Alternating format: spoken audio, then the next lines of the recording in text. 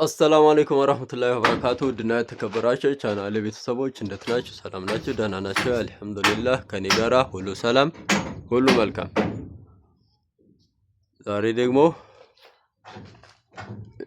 ያው እኔ የምሰራው ቪዲዮ መኖሪያ ቤት ለሚሰሩ እህት ወንድሞች ለነሱ ነው የሚሆነው ማለት ነው። ማሻአላህ አሁን ደግሞ በቂራና ከተማ እዚህ ጎዴ በሚባለው አካባቢ እዛ ዘልቀናል ማለት ነው። ማሻአላህ የምንሰራው ይሄንን ጭቃ ቤት ነው። ኮርኒሱ ምንድነው? የፕላስቲክ ኮርኒስ ነው። ይሄ እንደምታዩት መርጉ ደግሞ ልጥፍ ነው። ታይታችሁ ደግሞ ጥቅጥቅ ነው።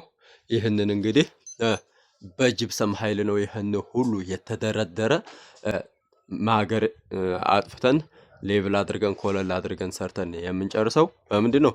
በጅብሰም ኃይል ነው ማለት ነው።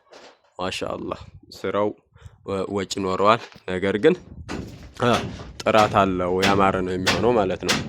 ዛሬ ስለምንድን ልነግራችሁ መጣሁኝ መሰላችሁ?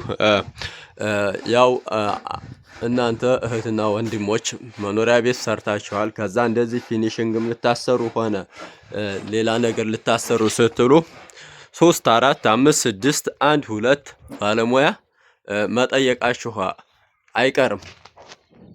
አንዳንዱ ነው እንጂ የማይጠይቀው ብዙዎቻችሁ እንደዛ ጠይቃችሁ ነው ወደ ስራ የምትገቡት ማለት ነው።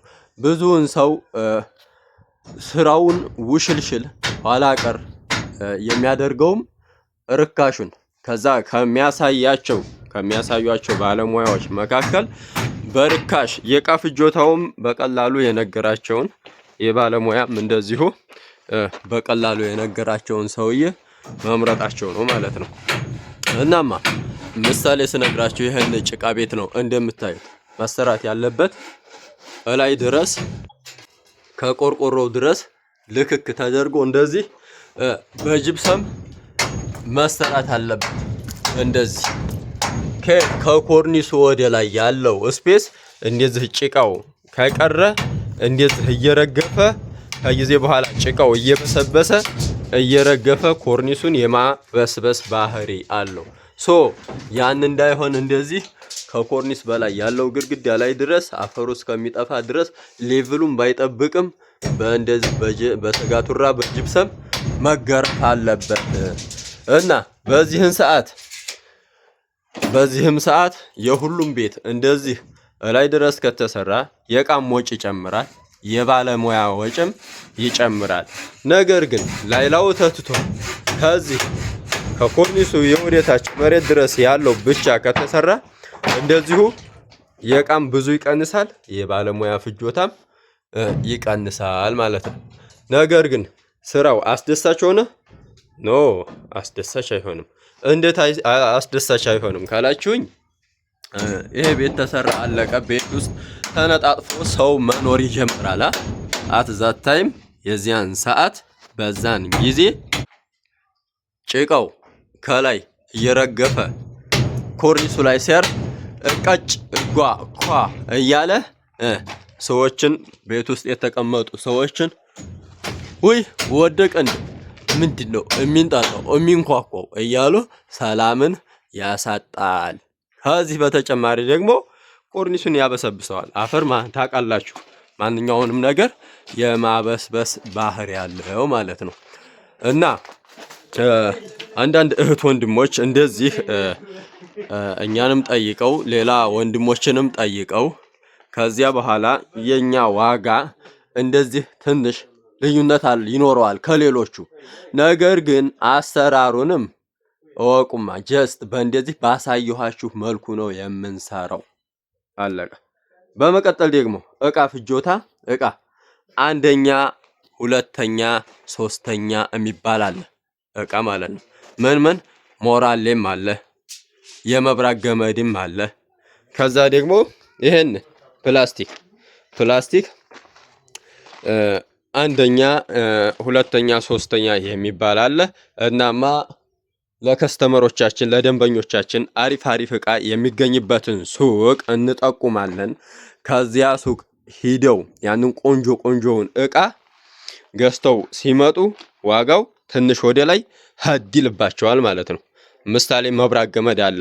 እንደየፋብሪካው እንደየሚያመርተው ፋብሪካ አይነት መለያየት አይነት እቃውም ይለያያል ማለት ነው። ምሳሌ የመብራት ገመድ ብነግራችሁ ኤችኤስ የሚባለው ገመድ በ2.5 3200 ብር ሲሸጥ ኢስተርን በሚባለው ደግሞ 2.5 ገመድ አሁን ላይ 7000 ብር ገብቷል ማለት ነው። ሰማችሁ? አያችሁ ልዩነቱን? 3200 እና 7000 ያለውን ርቀት እዩትማ። እንደዚህ አይነቱን እቃ እየጠቆምን እቃው ከሚገኝበት ቦታ እናስገዛለን። የዛኔ ዋጋው ትንሽ ይድልባቸዋል። ለምንድነው? እቃው ቆንጆ ነው። እናማ አንደኛና ሁለተኛ የሚባለው ፕላስቲክ በከለርም ተመሳሳይ ነው። ይሄ ስትሬንግዝ ጥንካሬው ግን ይለያያል። ብዙ ባይሆንም ይለያያል። ነገር ግን አንዳንድ ሰዎች አንዳንድ ባለ ህንፃ መሳሪያዎች ሁለተኛውን ፕላስቲክ ያው በከለር ስለሚመሳሰል አንደኛ ነው ብለው በአንደኛው ትንሽዬ ዋጋ ይቀንሳሉ። በአንደኛው ዋጋ አይሸጡም፣ ዋጋ ይቀንሳሉ። ከዛ አንፃር ቅናሽ የሆነ ይመስለዋል ማን የሚያሰራው ሰውዬ ማለት ነው።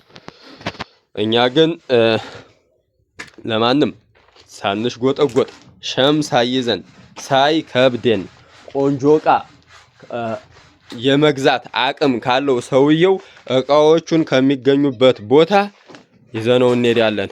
እዛ ከለለሳ ከዛ ሱቅ ውጥት ምንጥቅ ብለን ሌላ ሱቅ ይዘነው እንሄዳለን። ከዛ እዛም ከለለ አሁንም ትተነው ሌላ ቦታ ነው የምንሄደው። በዛን ሰዓት ብዙ ባለ ህንፃ መሳሪያዎች አላችሁ፣ ባለ ብዙ ህንፃ መሳሪያዎች አላችሁ፣ ስማችን የምታነሱ የምታብጠለጥሉን ብተው ቆንጆ ነው።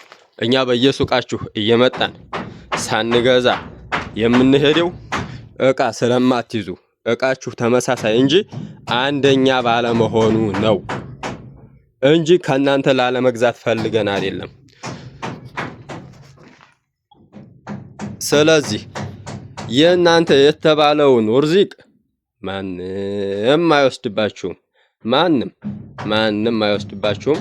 ዝም ብላችሁ ከማንም ሰው ጋር ጥላቻ ሳይኖራችሁ እንዲህ ነው እያላችሁ የሆነውንም ያልሆነውንም ሳታወሩ ዝም ብላችሁ የተጻፈላችሁን የታዘዘላችሁን ብትሰሩ ብትሸጡ ቆንጆ ነው። ከራሳችን ብትወርዱ አሪፍ ነው ማለት ነው። ብዙ ቦታ አውቃለሁ፣ ብዙ ቦታ ማለት ነው እንደዚህ ስሜን በጣም ነው የሚያነሱትና ስለዚህ እናንተ መኖሪያ ቤት የምታሰሩ እህት ወንድሞች እቃ ጥራትና ስራ ጥራት ላይ ትኩረት አድርጉ። አለቀ።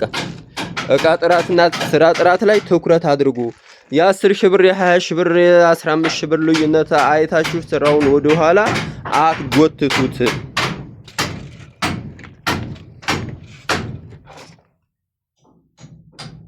ማሻአላህ። እና ባለሙያ ከባለሙያ ስትጠይቁ ዋጋው እየተለያየ የሚሄደው በዚህን አይነት መልኩ ነው። ለዛሬ ያስኩላችሁ ቪዲዮ ይህንን ይመስላል። በሌላ ቪዲዮ እስከምንገናኝ ቸር ሰንብቱ።